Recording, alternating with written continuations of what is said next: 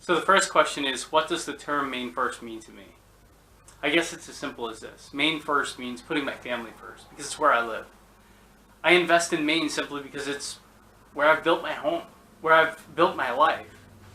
I mean, the 40 years of my life, I've spent very little of that outside of the state. I love this state, and I invest a lot into it.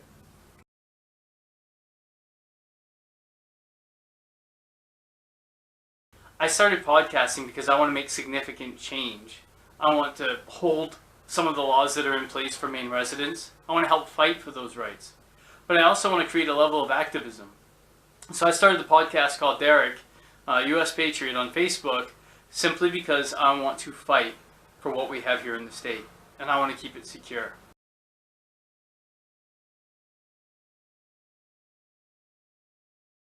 They're not being taught the way that I was taught the right to bear arms, the importance of the right to bear arms, the right to a militia. And not only is free speech, but it's freedom of religion, it's freedom of press, it's freedom of a platform like Maine First Media, or the blog Derek, US Patriot. The schools are not teaching it well enough. We need more civics in our school. We need more of our history being taught. I think we're losing ground there. Teachers are becoming, they're becoming activists as opposed to educators.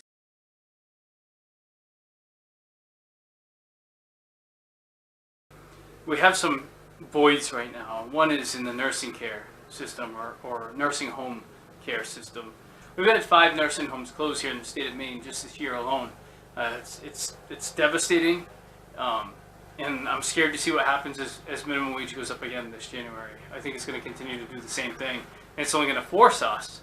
So we're raising minimum wage, but it's going to force us to raise the amount of federal and state funding going to these facilities, which that money comes from who? You, the taxpayer, the working people. So that's going to continue to raise your taxes so that we can pay for that.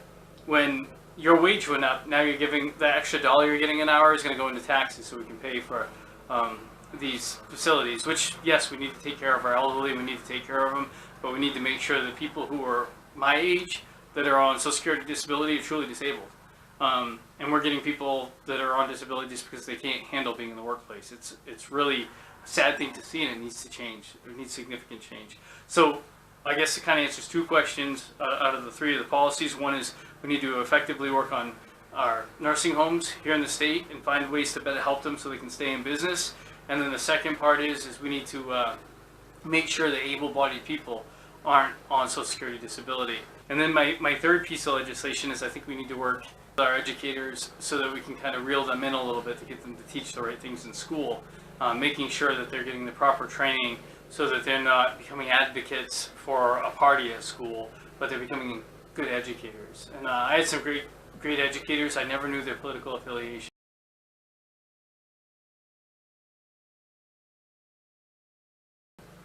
You know, first of all, that's a hard job. Being president, there's so many people that think they have advice for the president, but not many of us want to run. So, I mean, I would step back, and if I really could have his ear for a minute, one of the things that I would strongly urge him to do is to continue with his fight on border security. To continue not only to secure the borders, but to increase ICE, the strength of what ICE is doing and removing these illegal immigrants, or illegal aliens is what they should properly be called, out of this country. Because they're not immigrants in any form. They're illegal, they broke the law, they're criminals, they came here. They should be treated like criminals, they should be removed like criminals, they're illegal aliens, they should go.